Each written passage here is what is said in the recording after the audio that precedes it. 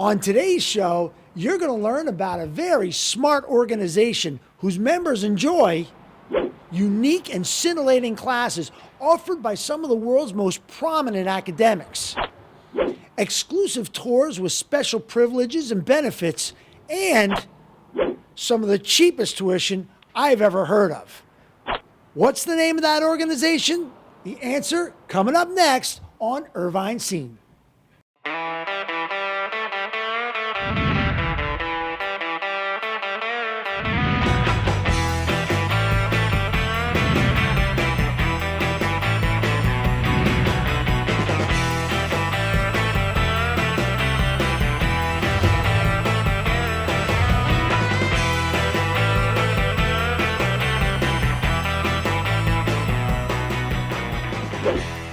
For most of us, our education begins at around age 5 or 6. And for some of us, it ends, well, maybe never.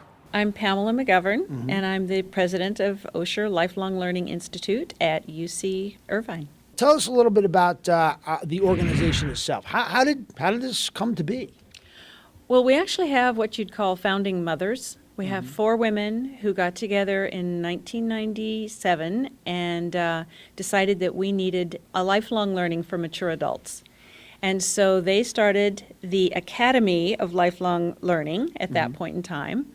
And then in 2003, the Bernard Osher Foundation decided that they would fund an endowment to UC Irvine for lifelong learning. And at that point, we became Osher Lifelong Learning Institute at UC Irvine. We are the community program of UCI Extension. Okay. And they provide online registration for us. They help us in a lot of ways. And what does Osher Lifelong Learning Institute do? We provide programs and ongoing intellectual stimulation for mature adults, 50 and older. Although we wouldn't keep somebody who's younger out, but the foundation is primarily based on mature adults, and so we provide up to 60 courses per semester. Wow. In a variety of topics, and the opportunity to extend our creativity because we are 100% volunteer-driven. Right. All the courses are put together by volunteers, all the speakers are volunteers, all the committees that decide what we're going to present that coming semester. Everything is volunteer run except 2 part-time staff people. We have about 680 members right now. Wow. And we could handle 800, 850, even up to 1,000 members. Wow. It would take some work because, since it's volunteer driven, we'd have to Right. provide more courses. But we're always looking for new members Very and good. new volunteers too. Right. And now, there's sort of a ceiling. So if you don't kind of sign up in time, you could miss out on being a part of the organization. Is that true? We've never turned away members, no, but Not yet. but classes fill quickly. We have online registration, and usually first thing in the morning of the first day, people are signing up. Wow. So That's great. yeah, it's just like running for classes, I guess, in high school. The popular ones go quick. What's your favorite course you've taken? I would have to say we had 2 series on World War II. Oh, yeah? And my dad was a World War II veteran, and it was personal stories, which are not going to be available to us very much longer. Right. And it was extremely inspiring and moving to listen to those personal stories on both the Japanese and the German sides of World War II and the home front. It was absolutely awe-inspiring. You've been president now for 3 years. This is my start of my 3rd Okay. year. So you put quite a bit of time and energy into this, and it's a volunteer position. Correct. Tell me why you do it. Well, I've been a leader in my career, and so it's something that comes naturally to me. And I think that's what a lot of us find is that it allows us to extend some of the creativity and the knowledge base that we've learned in our careers in a volunteer situation. Why is it important to have this organization to you? Well, when I retired, I knew I wanted to be physically active and socially active, but I hadn't really figured out how to be intellectually active. And that's what this allows. There are no tests, no homework, no pressure, which is, and that's a good thing at this time of my life. But But the other side of it is that I can continue learning things. Uh-huh. And I can take courses that I wouldn't necessarily have taken in high school or college because I didn't have the aptitude. Right. And I can learn what I can learn, and if it doesn't stick, so what?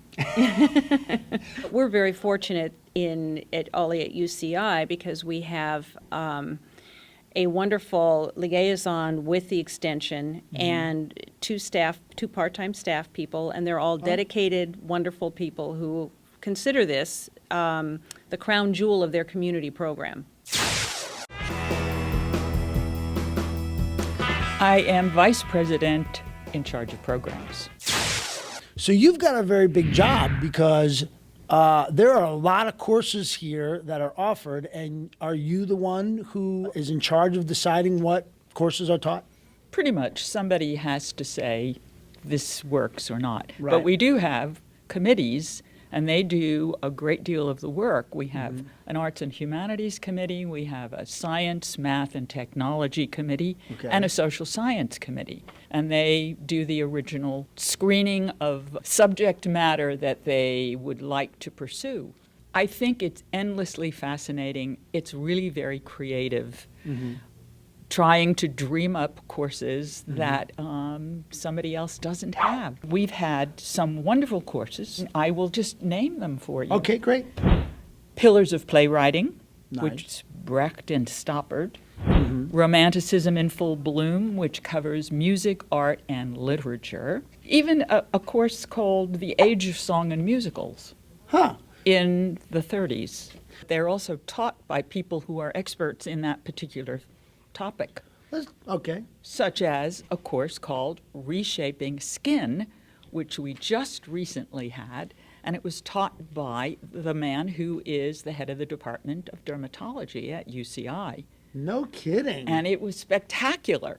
It was a sellout. We squeezed in more than 85 people in this classroom. Wow. And the man was knowledgeable, funny, and so generous of his time and his knowledge. Well, we do have a class that has been now an ongoing class for several years running, actually taught by a person who is a member, but she has very high credentials for the course, and the course is called Russia Today, The Okay. History Behind the News.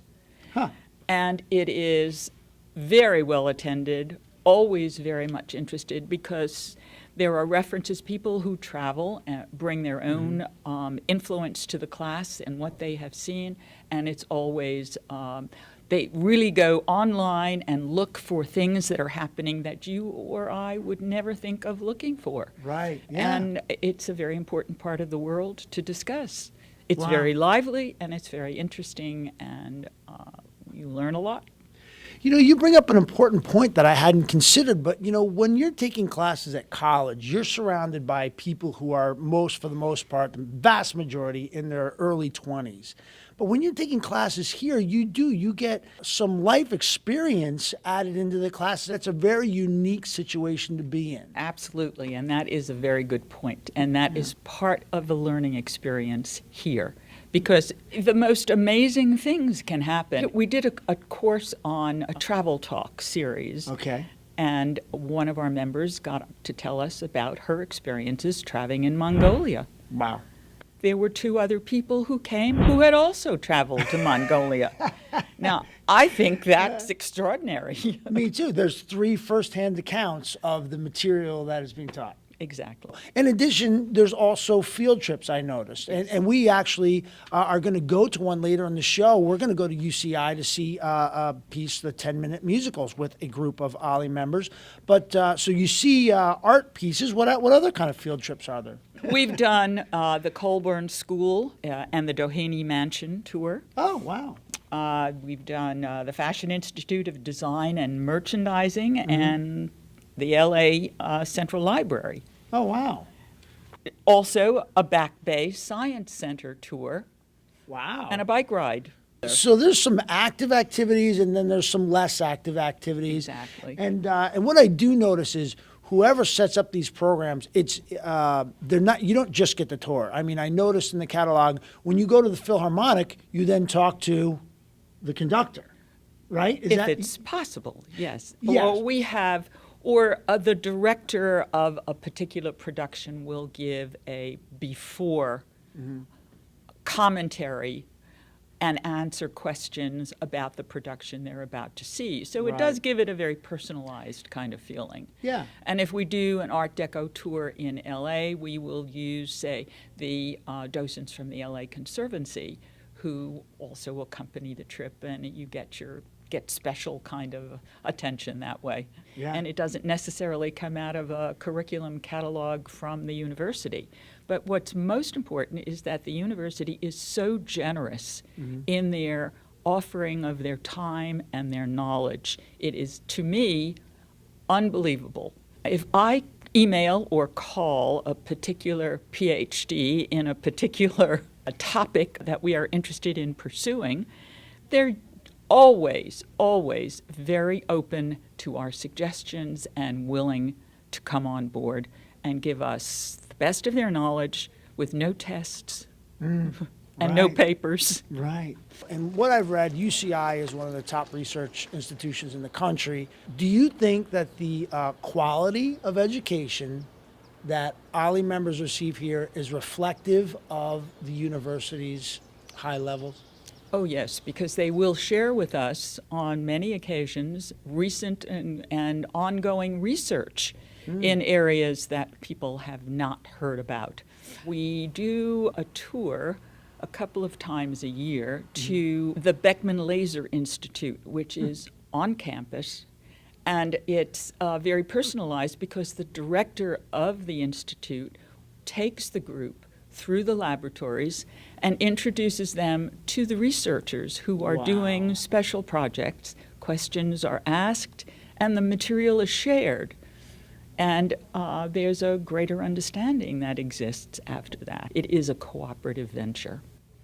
Yeah, and sharing is a great word. And I want to thank you for sharing your time today and your knowledge. My pleasure. Thank you. It was time to go to class and meet the teachers. So it's almost doubled in the past 20 years or so. And I'm one of the newcomers. I've actually only been here 3 years. I retired from Minnesota, moved to, actually I live in Tustin, and was looking for activities and for places to keep mentally sharp, and so OLLI popped in my mind right away, and my wife and I both became members right after we moved here. What are your responsibilities as the chair, what is it, the chair of science? Science committee. We have committees that develop the curriculum and the classes that we have. One of those is the science committee, so that's what I have recently become the chair. We get suggestions from the members of the committee. We also have people within OLLI or even outside of OLLI who have offered to come in and teach or do classes for us, so there's a wide range of ways that we do get things going here. Our group is mostly retired people. We do have some who are still working, but a very professional group. They were all professionally doing something in their life, very productive, and have retired and want to continue to keep their brain active and learn new things. And what we do is we provide them a place to come and do that. I'm a retired hydrologist, so I worked for about 35 years or so in water resources and retired and wasn't really ready to leave all of that behind. I wanted to continue. So I do classes. I both organize them and also teach some of them on different aspects of water resources, the environment, climate change, geology. I'm actually a geologist, so that's what I do. Very fulfilling. The class today is sea level change. I'm talking about how sea level is changing in response to climate change and some of the things that we have to worry about in Southern California. And is there anything that you can tell us locally today? Well, I think the biggest thing locally in Orange County is what Newport Beach is facing. Balboa Island and Newport Beach, a lot of it are right close to sea level or above it, and sea level is going up about a meter, or about 3.3 feet over the next 85 years or so by 2100. Places like Balboa Island are going to be in trouble, and there's some activity underway. Fortunately, Newport Beach realizes this, and they've already begun the process of planning for that and taking a look at those seawalls and see what they have to do with those to make sure that the area is protected.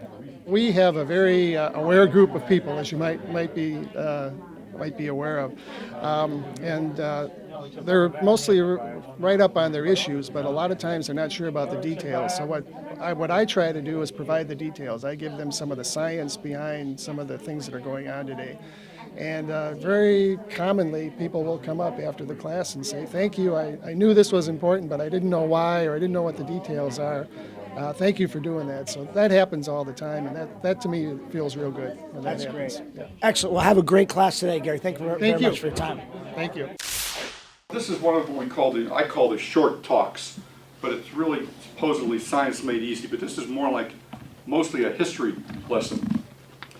And the short talk today will start with a brief personal history of Alfred Nobel and his namesake Nobel Prize. However, the majority of the information will be a humanistic approach, primarily about some of those who received the prize but should not have, and those who did not win but should have. Also, some where political problems were involved. A little technical information will be included at no extra charge. Do you come from academia? I'm a pharmacist, I'm not really from academia. Okay, excellent. And how did you come up with the idea for today's topic? Well, I've come up with many topics. This is my, I think it's my 18th talk actually. Going back probably about 10 or 11 years I've been doing these talks for Ollie. Just share one fact with our viewing audience today that you find the most interesting in terms of being a humanistic aspect of the Nobel Prize. Well, what I like the most, I think, is what happened to poor Rosalind Franklin, who did not make the Nobel Prize. She died young. She died at 38, because actually caused by the work she had done doing these X-ray crystallographic photos that made the discovery of the double helix of DNA possible. And she never was credited for it. She was never credited for it, and she died at 38. What I get out of it is it kind of keeps my brain working, and most of the people here are older people, and I think it keeps their brains working also. It gives them a way to spend time productively, I believe, and learning something new. It's always something new. The thing that we talk about in Pilates is to pull the navel towards the spine. So you're not slouching. Okay, look at you all go already. Okay, so in this position, where you are, we'll take a breath in through the nose. Good, I see the lift, and then exhale. We'll do that 4 times. Inhale. Today we focused on the work of Pilates, a little bit of history of Joseph Pilates, how he became involved in the dance world, and the work that I teach now at UC Irvine with the specifics for the dance major is for rehabilitation and injury prevention. What do you hope they take away from your presentation? I think most importantly, I hope they understand about the importance of breath. We did little breathing exercises, and I feel like they've been realizing how important it is to do good full breathing techniques in their daily lives. Joe Pilates was a firm believer in really filling the lungs completely full, oxygenating the body, thereby getting oxygen to the bloodstream, which helps us not cramp or gets rid of toxins. If we're stressed, which is common in our life nowadays, breath is really important. Breath is life. Without breath, we hold tension, we grip, we strain, we can't think clearly. So good breath brings oxygen into the bloodstream, helps release tension, stress, toxins, which cause cramping and movement. So breath is a prerequisite for good living.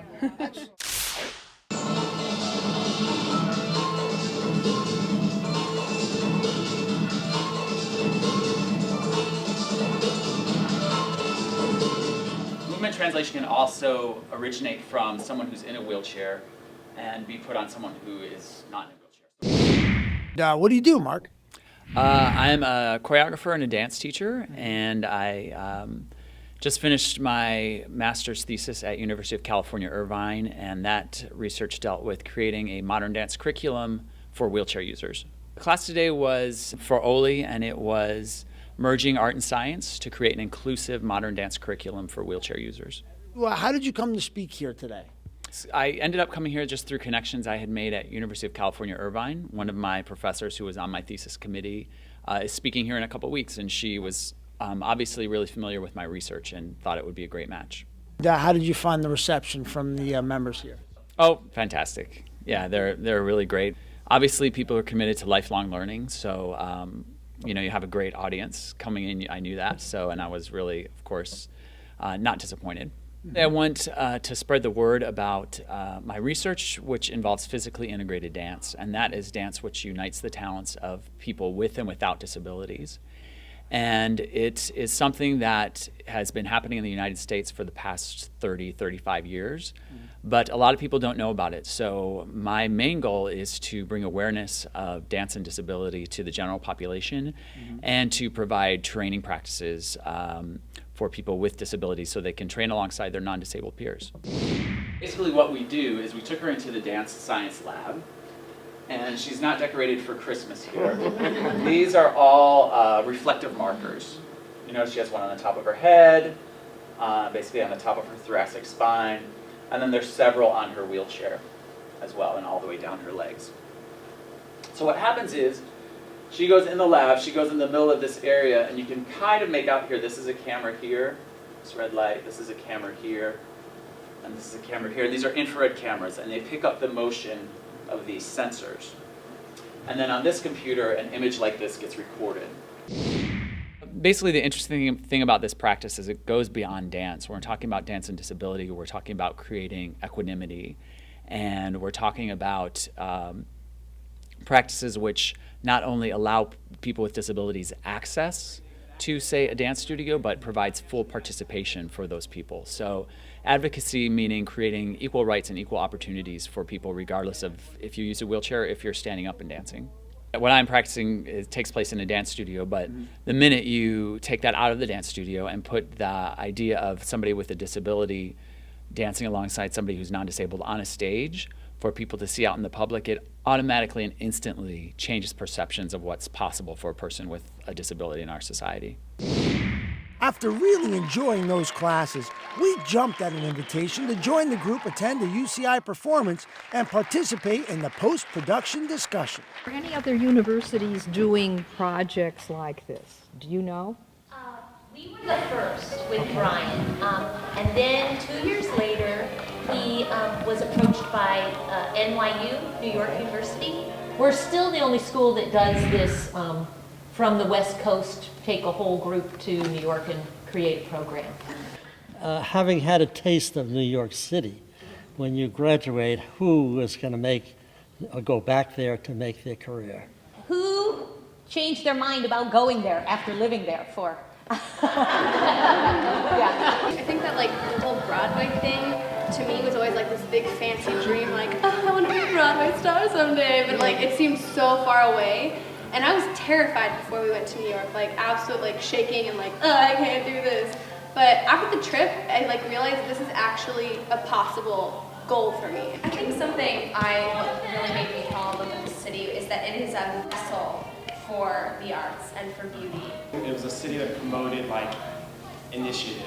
How do you feel that the experience helped you to grow as a performer? I think we're so used to an educational setting that having the opportunity to go right into the nitty-gritty. I mean, we were like tossed into an audition the first day we were there, and all of our classes are by people who are either working on Broadway or have worked on Broadway or have choreographed on Broadway. And I think it really just catapults you into understanding what the business is like. Did they help you pick up the kind of actress you need to be or actor you need to be? Now, with cast in this character, it's brought to light like how I come off, but I'm not necessarily like that.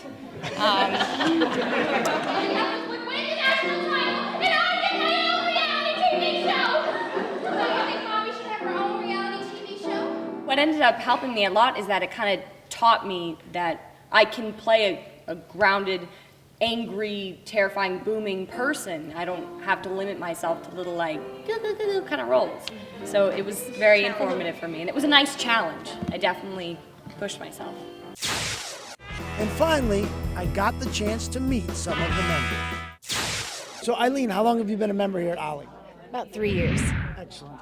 And what made you join?